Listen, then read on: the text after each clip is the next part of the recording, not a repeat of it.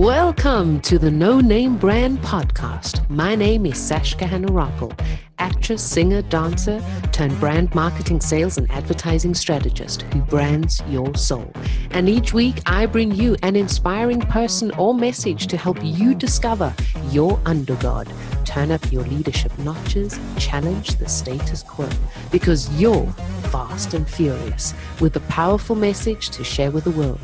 Thank you for taking time out with me today, and without further ado, let's get our creative and wisdom juices flowing.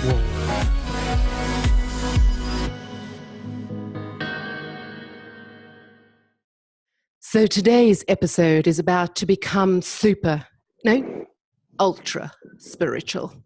Our next guest is an emotional healing coach, international teacher, world traveler, and curious student of life. There's an ultra spiritual lesson for you right there, to be a curious student in life. So, don't be a smartass and think you know everything. Ding, ding, ding. He also makes videos to help people help themselves using humor when the serious stuff doesn't click with your limiting beliefs. Because we all know laughter is the best medicine to heal anything, even a wasp sting. So without further ado, please help me in welcoming our next ultra spiritual and ultra funny guest. Here he is, JP Sears. Well, hey there, sister. Thank you for having me on and giving me such a wonderful, emphatic introduction. It's a huge pleasure. I like to boost the ego every now and again. It's always good. Just every now and again.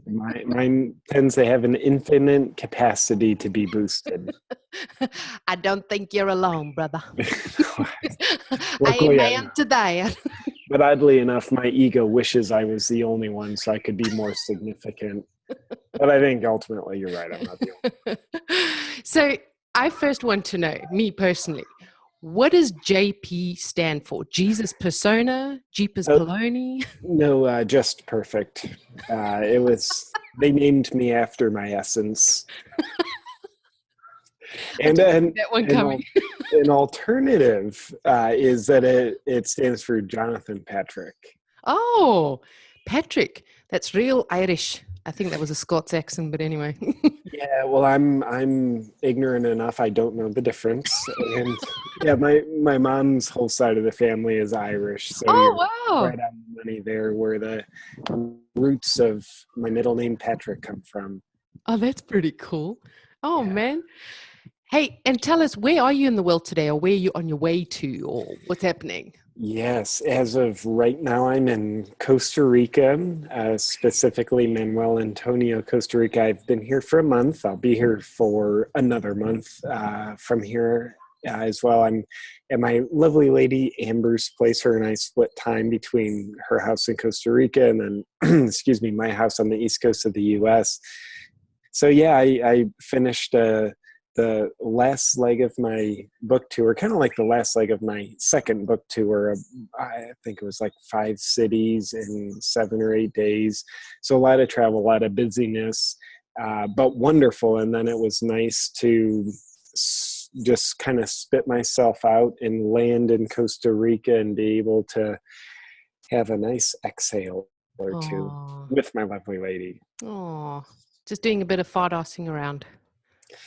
That's to put it bluntly. I need more fart assing. That's definitely true. Cool. So I'm all about brand leadership and no name brand podcast naming. So I want to go into brand leadership. So for those listening, one of the most prominent tools that you can have is write a book.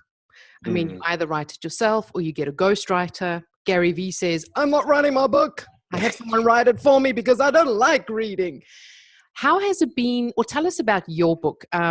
Your book is called, I have to read this, How to Be Ultra Spiritual, 12 and a half steps. So not 12, not 13, not 12.0, 12 and a half steps to spiritual superiority. Love that. How long did it take you to write? Were you approached? Was the seed already planted? Tell us about, how it's been going. What's it Yeah, about? so it was May 2015. Wow, that seems so long That ago. it, So a yeah, little really? over 2 years ago, I started to be approached by publishers, and as flattering as that sounds, and it is and was, that basically means publishers see you as a potential pawn in their business game. And to me, the idea of writing a book, it hadn't really crossed my mind until I started to get approached. I always had in the back of my mind, like, yeah, when I'm an old man sitting by a fireplace in a cabin, I'll write a book then. But it had never, I'm almost ashamed to say this, it had never crossed my mind to write a book from a comedic perspective. So when the publishers were saying, like, that's what we're interested in, like, it just felt like an exciting idea, like scary too, like writing a book. I've never done that. How can I write a book? Like, I'm probably not smart enough to write a book. Oh, we like that I one. might be able to squeeze out 3 pages. I instantly became like the 10-year-old in grade 4 who's told, like, you have to write a 2-page paper. And it's like, wow, duh, it's going to ruin my whole weekend. So,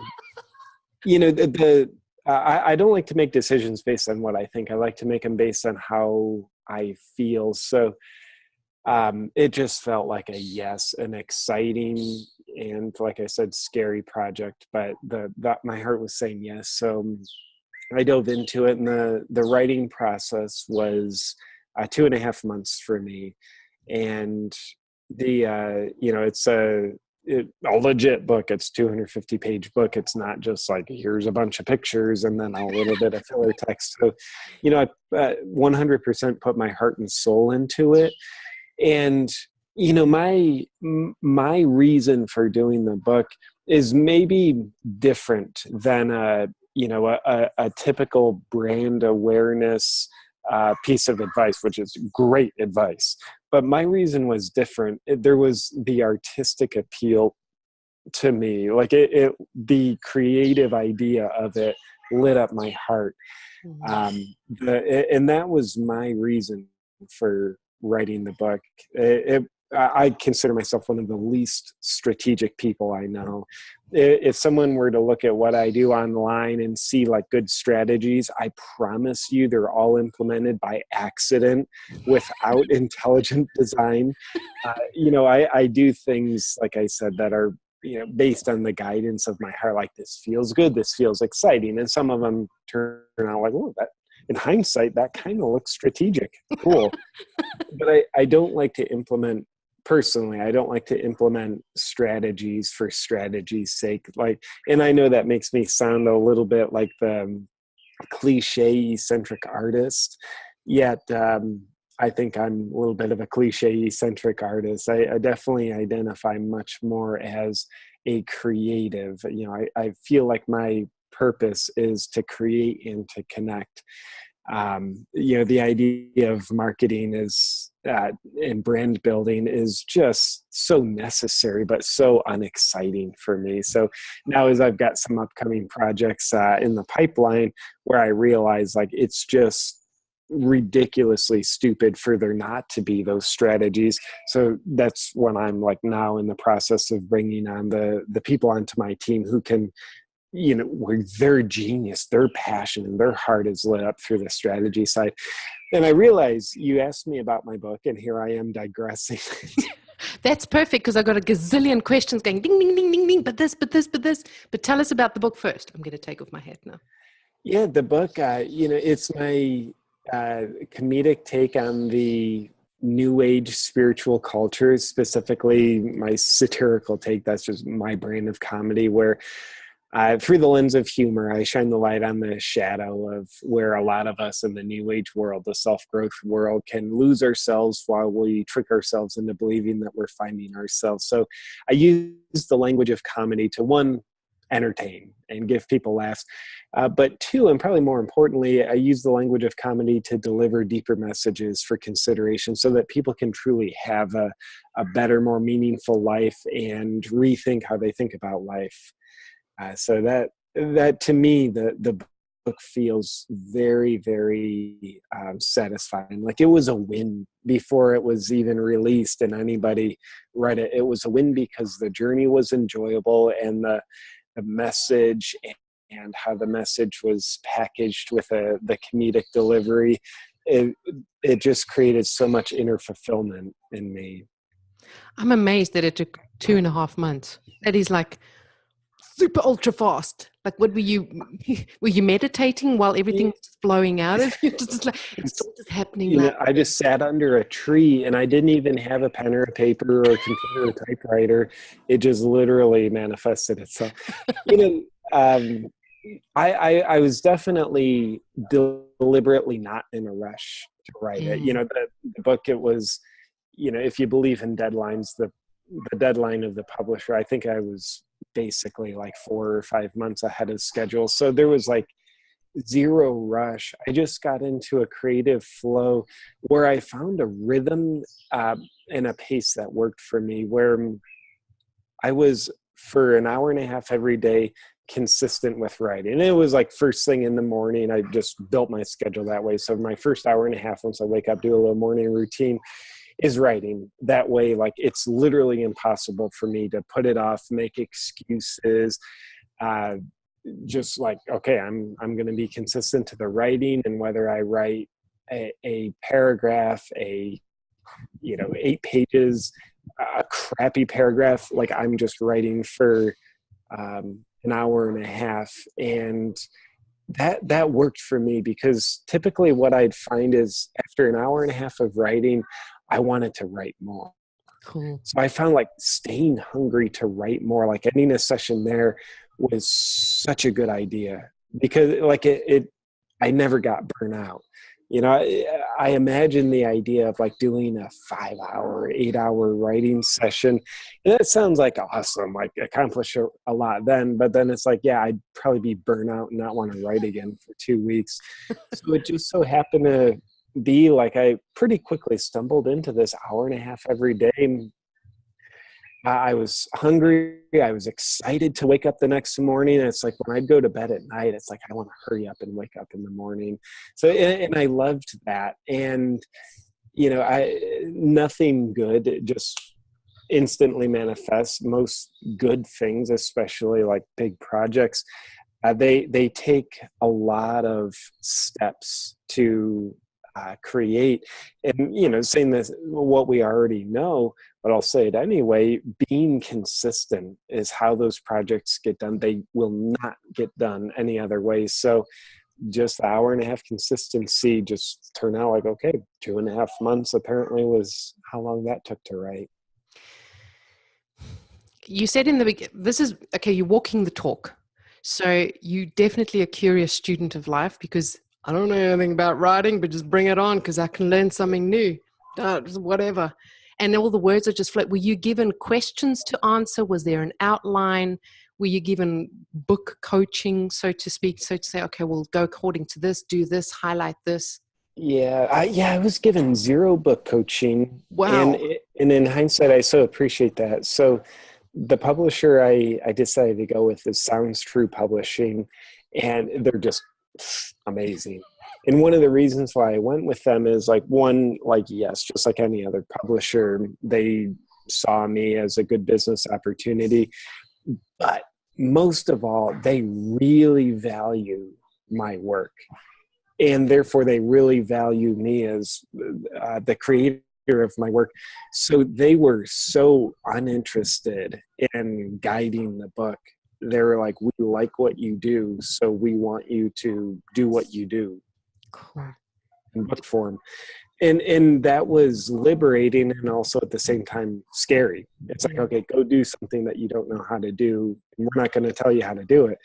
And if they did tell me how to do it, I'd probably, you know, just like, don't tell me what to do. How dare you try to control my creative process.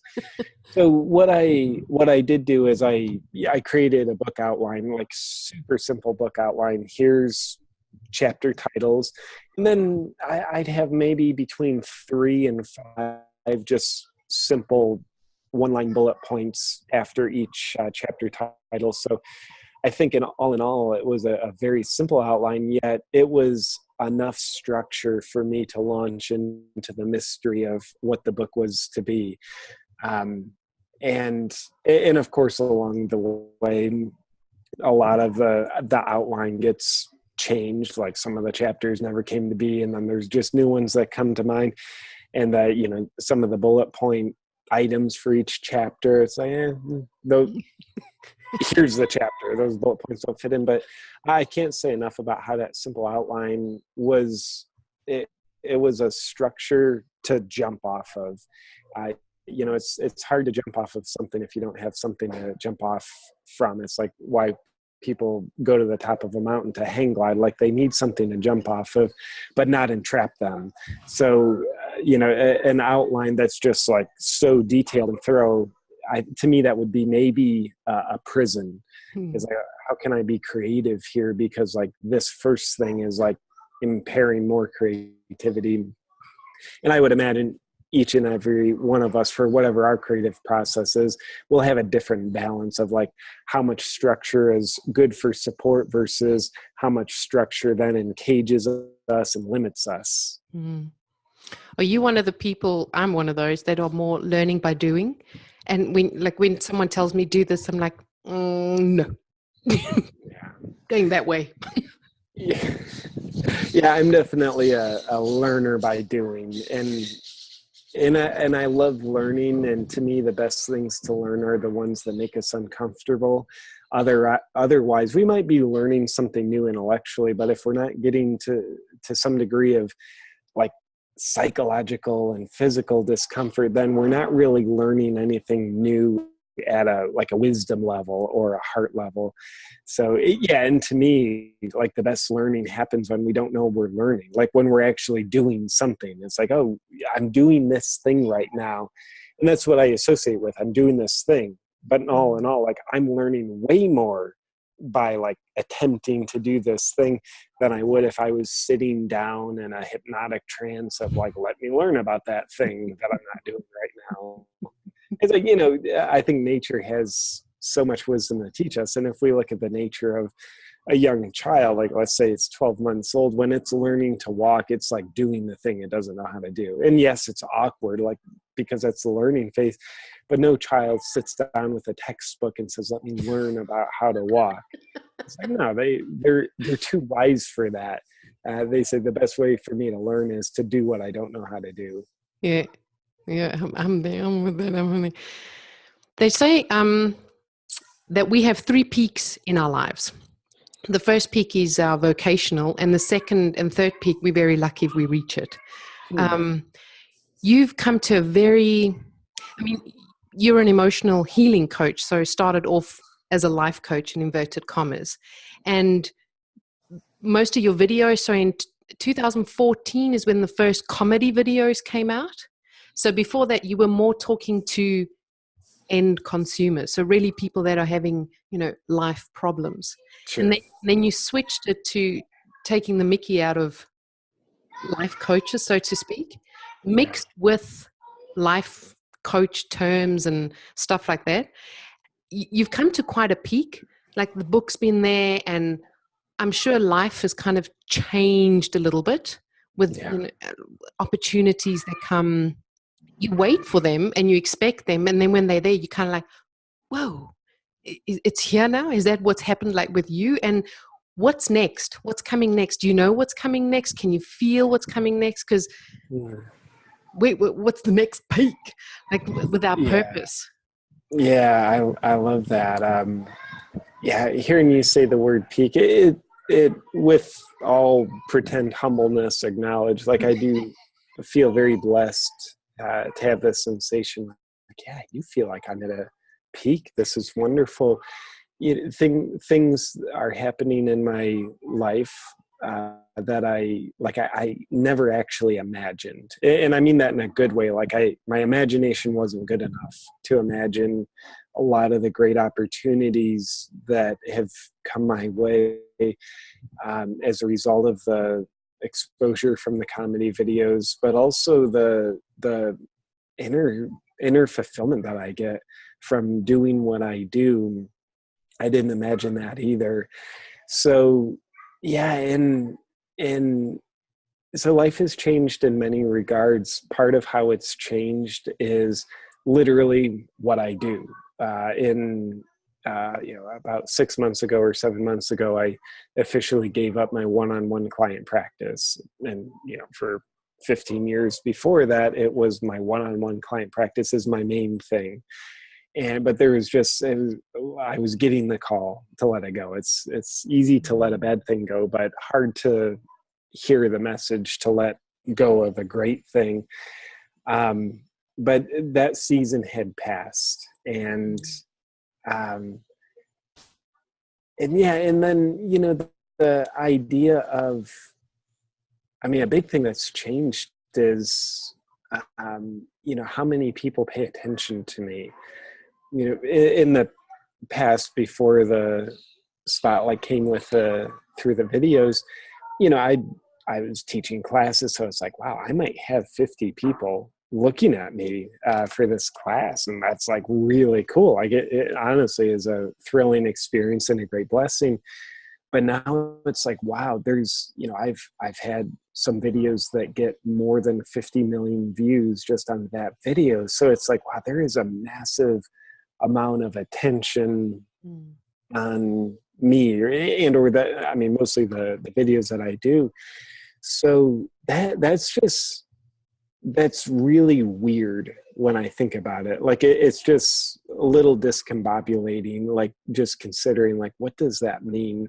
Not really from an ego sense, but more of like, yeah, wow, what's the purpose of that, and why me? And and then like another big thing that's changed is like how valued I feel by other people. And that's not to just be completely codependent, like I now value myself because other people value me. It's like, no, how I feel about me is different than how they feel about me. But just seeing other people value me, whether it's people watching my videos, buying my book, people messaging me, companies wanting to work with me, it's a great thrill and honor.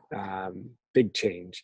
And then as far as what's next, it's a good question.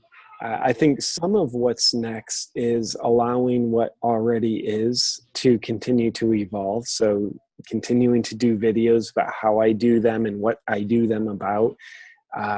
That's wanting to evolve. And I think that evolution has started.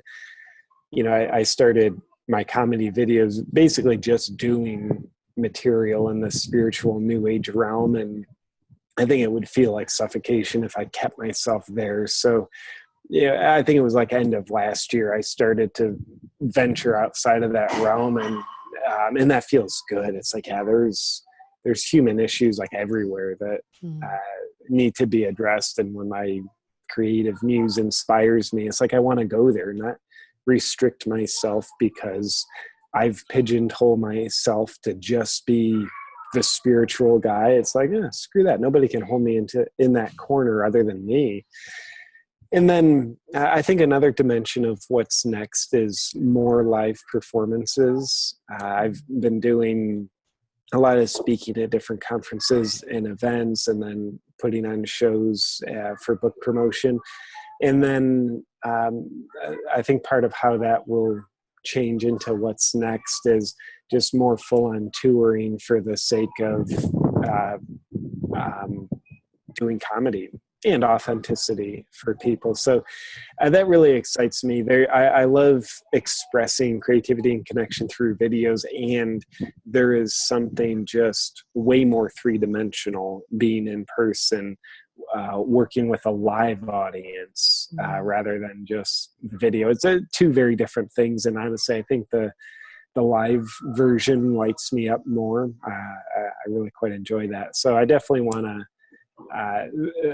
There will be more of that, and then as far as what else is next, I would say probably the most exciting parts of what's next are the things I'm not aware of.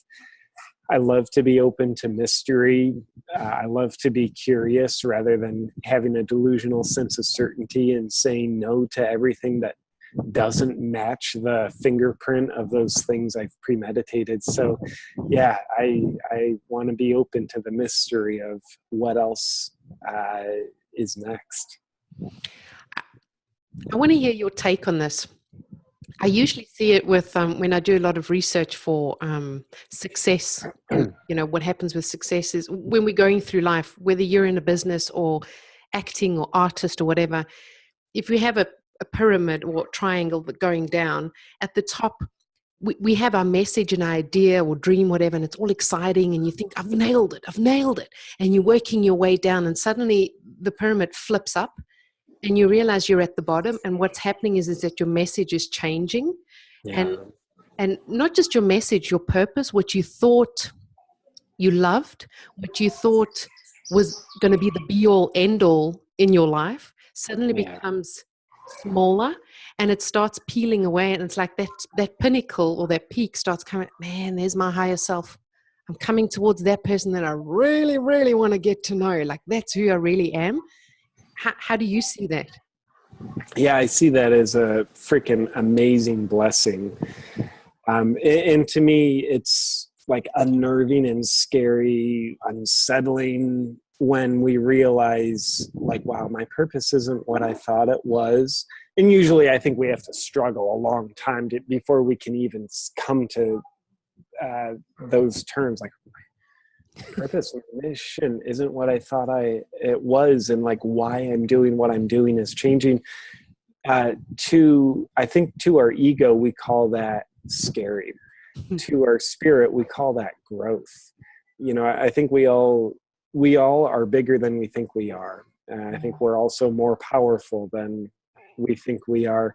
So the idea that let's just say 10 years ago, the idea that we have it all figured out, here's my purpose, here's what I meant to do, that's like being confined to what you wanted to be when you grew up, when you were 5 years old. Like, what if that never changed? That would be horrible. We'd all be cowboys or mermaids, like whatever you want to be. Garbage man. Yeah, it's like, I want to be a garbage man because that truck's awesome. No offense, garbage men. You have a thing you figure out what you're doing.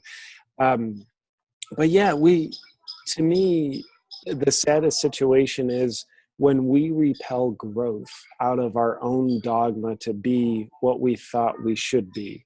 And I think the person who we thought we should be, the person who we want to be, has very little to do with who we actually are. And with self-realization, I think the more we realize who we actually are, the more we have this amazing situation where we realize, no, I'm at the bottom of the pyramid. I have infinite room for growth, and damn it, infinity is always bigger than I think it is. So I thought I was at the top, and when we shed a layer of self, when we shed a layer of who we're not, but that's who we thought we were, but it's not, so we shed it, then we have a deeper connection to who we actually are. Still a hell of a lot more room to go with it, but when we have that layer of not self shed, we have a better understanding of who we are, and therefore we get to see how little we have figured out, and we get to be the humble student of life, where we don't so much define our purpose, but we listen to our purpose and discover that, rather than egotistically creating it. That's true. That's true. My opinion. I'm writing a book about that. So when it's done, I'd love to send it to you. Yeah. How, about the purpose and just how important our dreams are, not having to become anything that we've actually dreamed of becoming, but that it's a clue to our life purpose. But when it's done, I'll send it over. I think it's quite mind-blowing. You better think so. And I'd love to read it. I think that's a wonderful message. And a little preview of your book, I'm curious, how is it for you when you think you've been climbing the pyramid, and you have, but then you have the realization of it being flipped, and you look up and it's like, wow, why I'm doing what I'm doing is different than I thought. And you have so much more room to go than you thought. Like, what's that like for you? I don't see the room at the top. I'm already there because I've gone through so much epiphanies just happening around me. So, and Steve Jobs just says, join the dots looking backwards. And Yeah. that's what I've been doing. And just seeing, I've always been like this, just chunking down everything, challenging the status quo. My mother said to me, why do you always have to question everything? Why don't you just leave it? And I was like, I can't, because there's answers. It's like Indiana Jones finding the Holy Grail. So for Yeah. me, it's finding these little bits and pieces and I see everything matrix, lots of patterns everywhere. So, and then I can see, okay, for me, my purpose has always been there. It's just never been in a word form or sentences. So it's always been there. And for me, it's the golden thread that goes through everything. Every decision I make, every peak that I'm going to be reaching beyond my vocation now, there's a higher peak as well that's got nothing to do with business. It's got more to do with the human being side. Like you said, the three-dimensional side. We need that. We need that contact. And my second peak is going towards children, working with teenagers. It's always been there. But I needed to learn lots of other stuff first. And all the emotional healing, all the emotional healing. So when the peaks that you're talking about, and I know you mentioned them a few minutes ago, are those peaks you associate then with essentially evolutions of your purpose? Yep. Yeah. Cool. Yep. So it doesn't, you just take Wycliffe Jean, for example. He's a musician, and his next peak was then, what was it? President, of Haiti. And yes. what's the next peak going to be? It's got nothing to do with being a musician, but there's so many different peaks to reach. Well, the three, and we're lucky if we reach the three. Yeah. We first have to get over that first one. So it's like, oh my God, I want to go over there, but I got to get over this one first. Yeah, I like that. And I think, when we look in the music world, and this is like really using the micro, I think, to analogize this macro of the potentially three peaks in life. I think sometimes not sometimes, we all know of musicians that were one-hit wonders. Mm-hmm. Like they have one peak song, but no follow-up. And I think one of the reasons for that is like we become traumatized by, and trauma might be a harsh term for this, but we become traumatized when we peak. And then, like, by definition, there's a drop off after the peak. Like there's a letdown, like in a relative world, of course, like the peak flow state you get when you're just letting the purpose come through you, and the inner satisfaction that's brought with that. Like, it sucks when that's gone. And I think we can become defended unconsciously and say, kind of like write a program with ourselves that basically says in the computer of our brain, don't peak again, because we want to avoid pain. And we peaked here last month. Pain followed. So the mantra of our defended ego becomes avoid that pain. And we associate, well, the peak is what brought the pain on. So let me avoid peaking again. So in other words, and also I won't have to live in the fear of anxiety of, can I do it again? Can I do it better? Let alone, I get to avoid the pain of the letdown that came with that. So I think that's one of the reasons why a lot of musicians become just the one-hit wonder. I don't think it's from lack of talent or creativity. It's like, no, they proved they could do the thing with their first hit. I don't think anybody's creative well runs dry with one bucket of water. And I know for me, when I wrote my book, I wouldn't necessarily consider my book a peak. It's maybe a boulder on top of a bigger peak, maybe.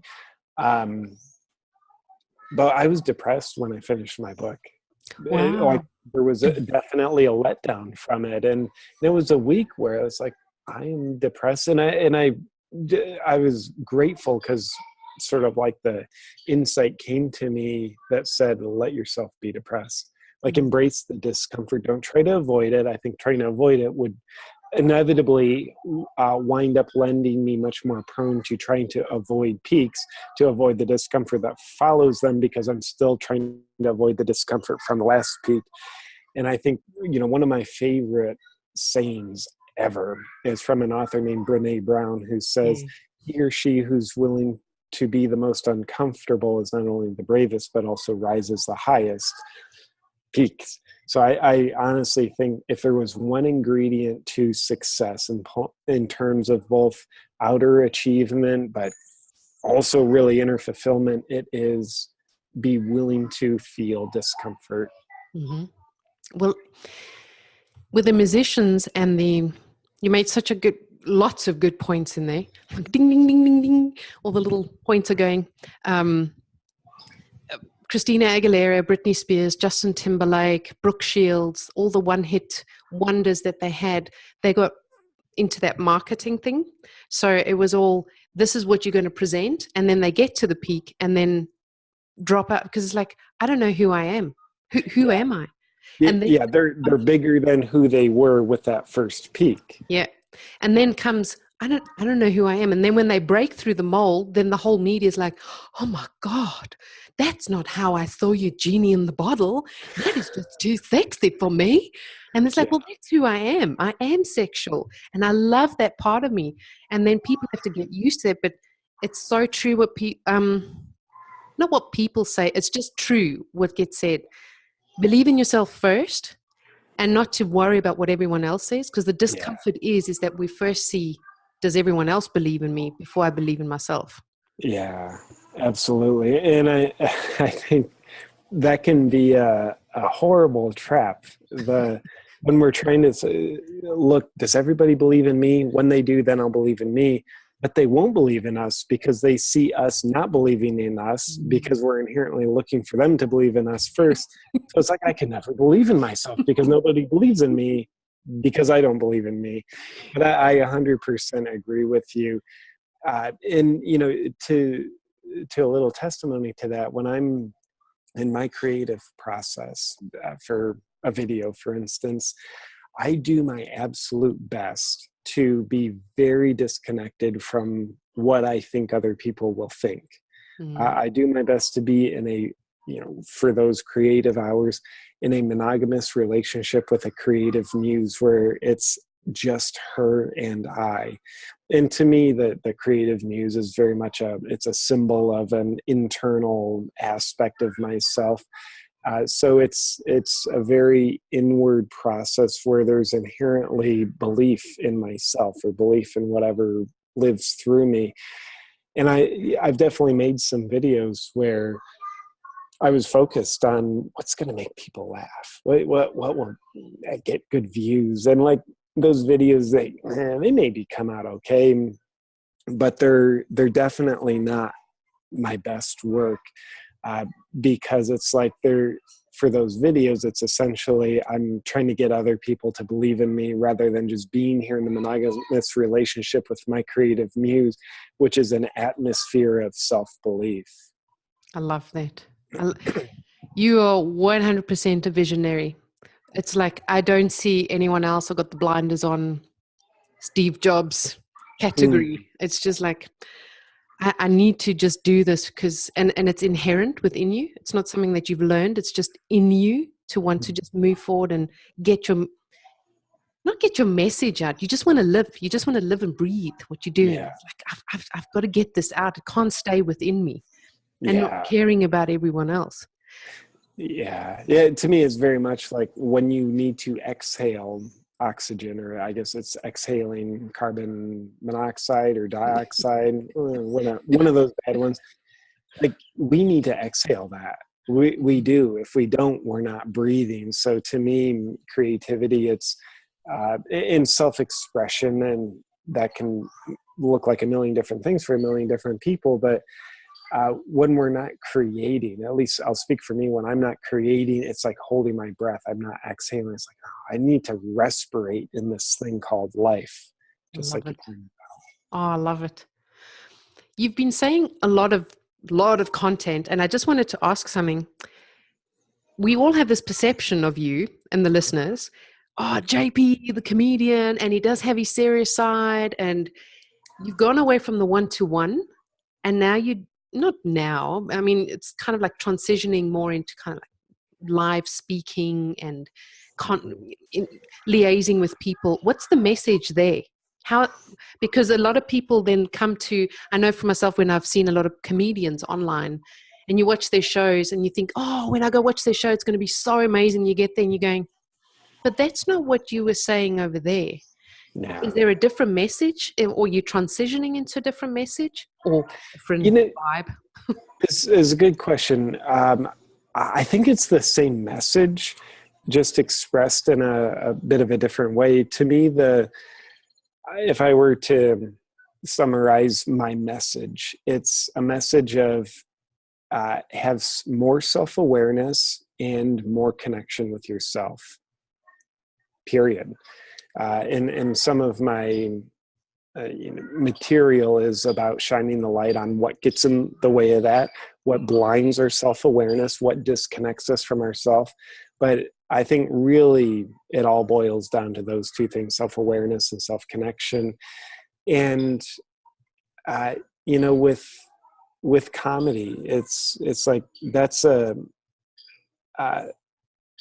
it plants the seeds of awareness, because typically to make someone laugh, you tell them something that's essentially true that they don't know. There they are laughing. If you tell them something true that they already know, they'll either not laugh or they won't laugh as much. So there's self-awareness. If you're making people laugh, you're probably helping them become more self-aware. And then with comedy, also pointing out issues of self-disconnection. Like, for instance, tomorrow I'll be filming a video called How to Get More Addicted to Your Phone. And I think the way many of us relate to our phone is a way of self-disconnection. So I'll be highlighting all the ways we do that and the psychological pain avoidance phenomenon, feeling avoidance phenomenon that drives us to disconnect from ourselves with the crowbar of our phone. And then also I think a part of the package is comedy gets people's attention where they might then be open for a more direct, sincere message that goes deeper, a deeper, sincere message of self-awareness or self-connection. So, so again, I think it's the same message, just expressed a bit differently. How I am on video is certainly going to be a bit different than how I am in person with an audience. Even if I'm like doing the same material, how I'm doing it is different, because video it's like that's a canvas, but being with a live audience, that's different. It's like a different art form. It might be music. So it's like, okay, painting and music, they might both be expressing the same message, that musical piece and this painting piece, but the means that it's expressed or the ways that they're expressed are maybe a little different. Comedy is amazing. I just, do you know Trevor Noah, the South African comedian who does the Daily Show? Yeah, of course. Yeah. You're very similar in the satirical, funny, push your button kind of like, oh, did he just? No, that's actually quite funny. But should I? I don't know. Oh, but that's really funny. And it's on the same kind of border.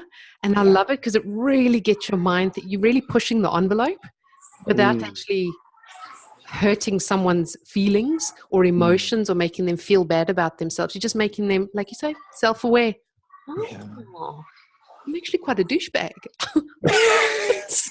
And now I can do something about it. Exactly. And now I can look at why I'm a douchebag, which is, more the heart of the matter. It's like, don't shame yourself for being a douchebag. Realize we're all a douchebag. It's exactly. how you express your douchebag essence. Exactly. Why are you that way? I think so we can get to that inner stuff. But yeah, I really appreciate the comparison to Trevor Noah. That's a very flattering comparison. And I think with comedy, there's so much that comes down to intent. What is the comedian's intent behind the comedy? Because we all know that comedy can be used to hurt. Like, you can get laughs from hurting people. That's called bullying. Yeah. Even though a lot of times in the comedy world, we might use a different term, but like you can be a bully and make people laugh. So you can be out to hurt, or you can be out to help. You can be out using comedy, satirical comedy, as a knife cutting through the psychological scar tissue that we all carry, so that we can expose something more real. And like that cutting, that when we're cutting through the scar tissue, like that can be like unnerving, like, I guess I am a douchebag. Like it doesn't necessarily feel good, but it's helpful. Yeah. If that makes sense, rather than having there be a joke that's delivered that's like, oh, that hurts, and it only hurts, but I'm laughing to deal with it. Yeah, exactly. That's why I love, just love comedy. I mean, I joined. Does comedy come naturally to you when you're writing your skits? Because I joined masterclass with Steve Martin because I was like, how is that? I've seen that online. Oh, I love it. He's hilarious. Oh, cool. Because it's like most visionary, creative people. I mean, you've explained it before, so I'm just going to repeat it over here because I don't want to repeat things that you've said, regurgitated everywhere. You can't be the left hand without the right hand, so you can't be serious without being funny. And it's the same thing. And Steve does the same thing, and I'm just like, oh, yes, those are brilliant ideas. Why didn't I think of that? And then you realize it's actually in you, but you don't, because you don't do it daily. So you kind of, I forget it. So have you trained in it or done something? Or is it just inherently in you? Yeah, I haven't trained in it. I think it's mostly inherently in me.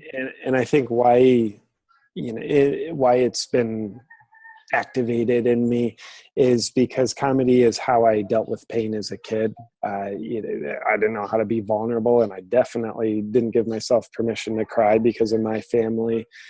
You're weak if you cry. So when I'd have feelings of insecurity or insignificance, which were all the time, so that I wouldn't have to feel them, I would just disconnect through the phenomenon of make someone laugh so I can feel significant because I made them laugh. And here I am feeling significant on the surface, which distracts me from feeling insignificant on the inside. So in a way, my whole childhood was training with comedy because I would just thousands and thousands and thousands of times, I have no idea how many, it was read a person, figure out what's going to make them laugh.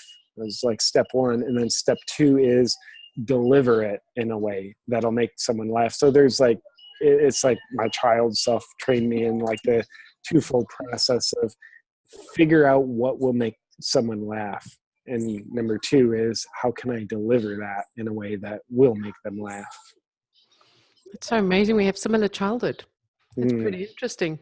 I didn't know I was doing it though. So just listening to you, I'm like, oh, hang on. Yeah, there's no question. I didn't know I was doing it either. Just hindsight makes things look pretty clear. Hey, so I've deliberately not asked you, tell us all about yourself and everything. So I have a question that I'd like you to enlighten us with, and it's all about vulnerability. One of my favorite books and authors is also Brene Brown, Rising Strong, and she speaks about this. Yeah. And vulnerability, healing yourself, there's always a starting point where we heal ourselves.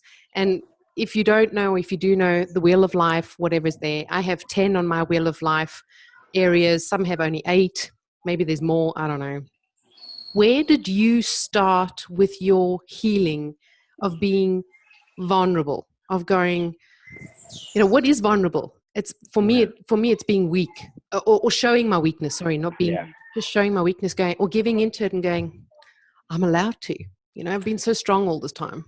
Yeah. For me, it was December 3rd, 2003. That was my starting point. It was the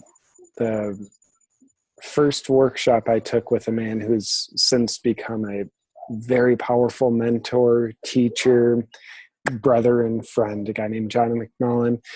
And he's wickedly intuitive. So I was there in his workshop, like all arrogant, like I'm going to learn some things so I can help other people heal because I don't need it. But with his intuition, he could just see things in me that I was very blind to. So he would pull it out of me with his questions. In the first afternoon of that first day of the workshop, I was in tears. I was just bawling my eyes out. And that was scary for me because like my sense of who I was being shattered. My sense of who I am to the world was shattered. My construct of the world was shattered because I was pushed into the pool of vulnerability. And that was amazing, like very unnerving, but very therapeutic, probably the best thing for me. So not to say that I became a black belt in vulnerability right then. No, that's when I took my first karate class in vulnerability and White belt. yeah, white belt. So, and I'm still not even close to a black belt yet. I've been working on it ever since. So for the past 14 or so years. 14 years, 14 or so. Poof, not bad. Not bad. So Just dropping my year credentials. I was Yeah, just I'm kind 14 years into vulnerability. How far are you? Well, maybe not 14. I guess. yeah, so about 14, 15 years. So you're 35 now? 36 now. 36 now. Yeah. So you're 20s, in your 20s. That's pretty young to start with something so profound. Yeah. I feel, I mean, everything happens in its right time. I get that. And given my timeline, I am grateful that I stumbled my way into the influence of some very powerful mentors, very wise mentors when I was relatively young. Love that. So we're coming near the end because I could talk forever, but the listeners can't listen forever. So I only have 2 ears and they can only concentrate so long. So I have 2 questions that I ask all my guests at the end of the show. And one of them is, how do you want to change the world or challenge the world doing what you do? Yeah, I want to challenge the world to ask and consider the question, who am I really? Not who do you think you are, not who do you want to be, but who are you really? If we can have curiosity that is pointed towards who am I really, I think our life is fast-tracked to a lot of meaning. But when we stay worshiping who we think we are, or we worship who we want to be, to me, that's a way we disconnect from ourselves under the guise of nobility. And I think that to the degree that we're disconnected from ourselves is the degree that we don't feel meaning, purpose, and inner fulfillment in our life. So can we challenge ourselves to ask and be and embody curiosity about who am I really? Love that. Curiosity. It's such a big thing. But that's another topic for another time. I'm curious how big curiosity is. Curiosity killed the cat. Hello, Mr. Cheshire Cat. Yeah, but I think it enlivens the human spirit. Yeah, exactly. I'd love you to fill in the gaps, your take on 3 of my values, key values. So creativity for you is? Yes, an umbilical cord to something bigger than me. Ooh, like that. Passion for you is? Yes, that it's raw life energy. Mm. Wisdom for you is? Life experience. Life experience, like that. So my alter ego is the Mad Hatter. Absolutely love him. I love going into fairy tale world. My favorite movie is Hook, and I have enjoyed so much meeting you, brother. It's been awesome. Thank you so much, Jonathan Patrick Sears. Have you considered doing a hair shampoo sponsorship for you think Sears grounded from head to toe? Me and my team will be fielding offers from shampoo companies. In fact, I think that would be wonderful. But yeah, and it's been such a joy to be talking with you, sister. Thank you so much. Be blessed. I honor you for taking your vision and making it real and just keep going on it and propelling and falling forward. Thank you so much. Enjoy your time with Ember. I was about to say Timber. No. Tongue twisted over there. Have a lovely time, and we look forward to hearing from you again and having you on the show again.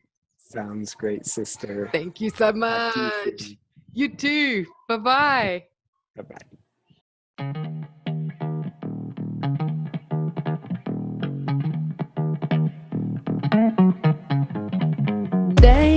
that was just supercalifragilisticexpialidocious. I enjoyed having you on board, and please do me and you a favor.